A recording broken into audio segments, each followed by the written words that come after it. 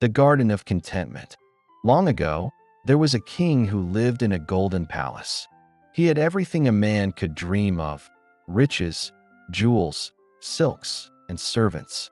Yet, for all his treasures, the king was never truly happy.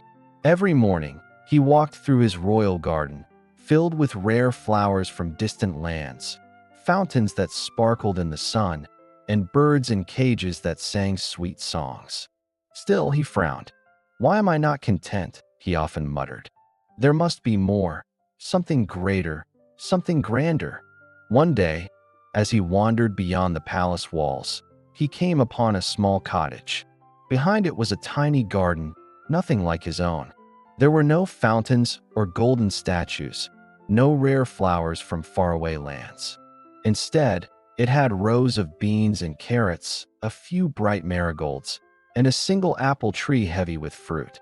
In the garden worked an old woman, humming as she watered her plants. She smiled as she plucked a ripe apple, polished it on her sleeve, and took a bite. The king called out, "Woman, your garden is small and plain. Does it not trouble you that it is nothing compared to mine?" The old woman laughed kindly. "Your Majesty, this garden gives me food, shade, and joy. I have more than enough. What more could I want?" The king was puzzled. "But my garden is larger, richer, and far more beautiful." The woman nodded. "Perhaps, but you are always seeking more. I have little, yet I am content, and that makes my garden greater than yours." Her words stayed with the king.